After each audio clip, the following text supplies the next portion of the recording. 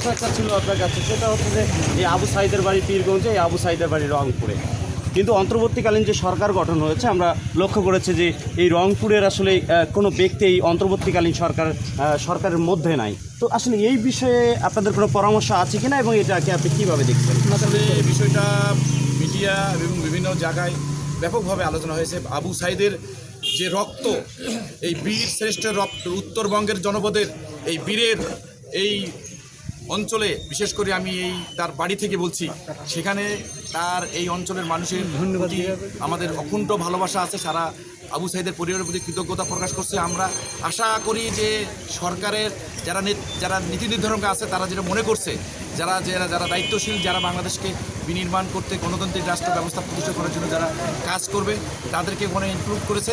আমরা বিশ্বাস করি পরবর্তীতে আমাদের রংপুর অঞ্চলের নেতৃত্বের ক্ষেত্রে এই অঞ্চলের এই আবু সাঈদের রেসপেক্ট করে সেই অঞ্চলের মানুষের নেতৃত্ব দেওয়ার জন্য রংপুরে এলো শহীদ হয়েছে এই শেখ হাসিনা, খুনি হাসিনার বিরুদ্ধে সংগ্রাম করতে গিয়ে। সেই বিষয়টাকে আমরা আশা করি তাদের রেসপেক্ট করবে, সেই জায়গাটাকে সম্মান দেখাবে, এই প্রত্যাশা রাখছি। এবং এই অঞ্চলের উন্নয়ন থেকে শুরু করে সর্বস্তরের মানুষের অধিকার বঞ্চিত, রংপুরের এই অঞ্চলের অধিকার বঞ্চিত। যদিও শেখ হাসিনার পুত্রবধূ এখানে বলেছিল, জয়ের বাড়ি এখানে ছিল, স্পিকার নিজেকে এই এলাকার কন্যা হিসেবে দাবি করেছিল, এই মিথ্যাকে বিরুদ্ধে মানুষ রুখে দাঁড়িয়েছে। এবং আবু সাঈদ হচ্ছে তার আমাদের প্রতীক হিসেবে সে বুকের তাজা রক্ত বিলিয়ে দিয়েছে আমাদের। আরেকটা বিষয়, সেটা হচ্ছে আবারও এই অন্তর্বর্তীকালীন সরকারে আসলে নতুন আরও সদস্য যোগ হতে পারে, সেই বিষয়ে আপনি আসলে চাইবেন কিনা যে রংপুরের কোনো? অবশ্যই আমাদের রংপুরে অঞ্চলের মানুষের নেতৃত্ব ওখানে প্রতিষ্ঠিত হবে। সবসময় আমরা নেতৃত্ব দিয়ে আসতে চাই, সেই বিষয়টা নিশ্চিত করে।